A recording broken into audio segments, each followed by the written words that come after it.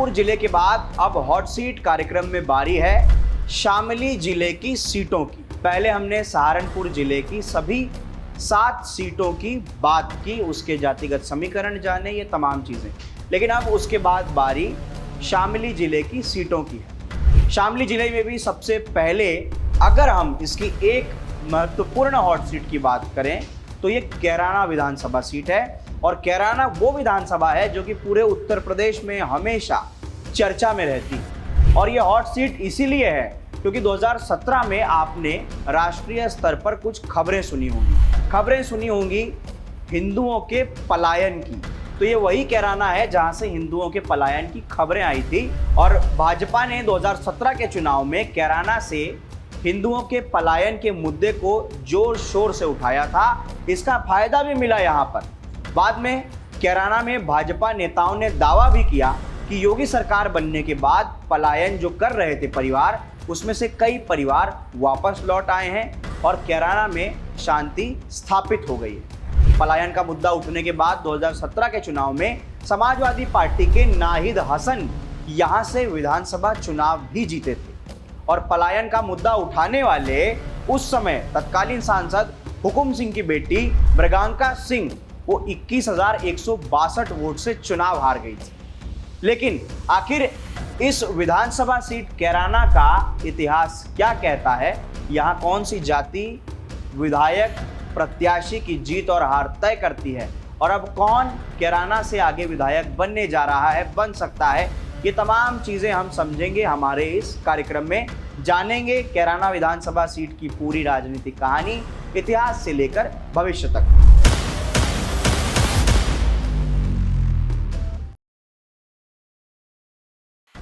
नमस्कार, मेरा नाम आकाश तिवारी है और आप देख रहे हैं डीएनपी इंडिया का खास कार्यक्रम हॉट सीट।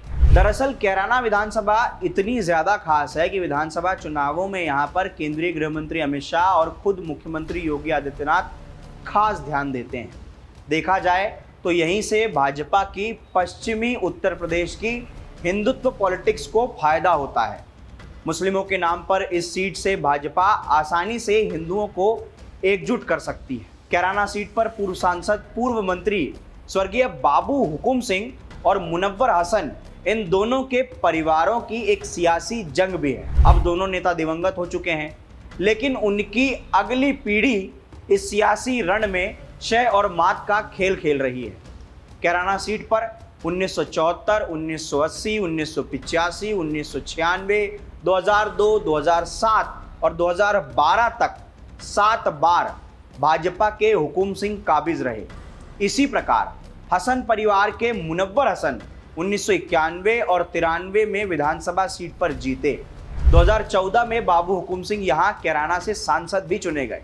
उनका निधन हो गया था। उपचुनाव में सपा रालोद गठबंधन प्रत्याशी उसके तौर पर मुनव्वर हसन की तबस्सुम हसन ये सपा के समर्थन से यहाँ पर आरएलडी से जीती थी। उन्होंने हुकुम सिंह की बेटी मृगांका सिंह को बतौर बीजेपी कैंडिडेट मात दे दी थी। 2017 के विधानसभा चुनाव में मुनव्वर हसन और तबस्सुम हसन के बेटे नाहिद हसन यहाँ पर सपा से जीते थे।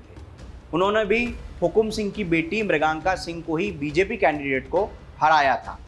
लेकिन 2019 के लोकसभा चुनाव में बीजेपी ने कैराना की सीट पर फिर कब्जा कर लिया था। बीजेपी नेता प्रदीप कुमार चौधरी ने यहाँ से जीत दर्ज की थी। लोकसभा की मैं बात कर रहा हूँ। 2017 के विधानसभा चुनाव की बात करें तो नाहिद हसन ने समाजवादी पार्टी के टिकट पर यहाँ पर 98,830 वोट लिए थे, जबकि दूसरे नंबर पर यहाँ पर 77,666 वोट के साथ में मृगांका सिंह थी।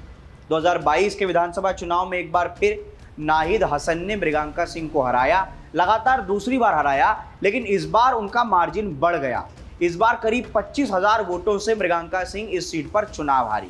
अगर कैराना विधानसभा सीट के कुल वोटरों की मैं बात करूं तो यहां पर 3,17,000 कुल वोटर हैं, जिसमें सबसे ज़्यादा अगर हम इसके जातिगत समीकरण की बात करें तो 1,37,000 यहां पर मुसलमान कम्युनिटी के वोटर हैं। उसके बाद जाट वोटर यहां पर 25,000 हैं। यहां पर 25,000 के लगभग जाट वोटर बताए जाते हैं। उसके बाद दलित, पिछड़ी जाति, इसमें भी अगर मैं देखूं तो सैनी, प्रजापति, कश्यप, ये अगर जातियां हैं तो इनकी भी अच्छी खासी यहाँ पर वोट है।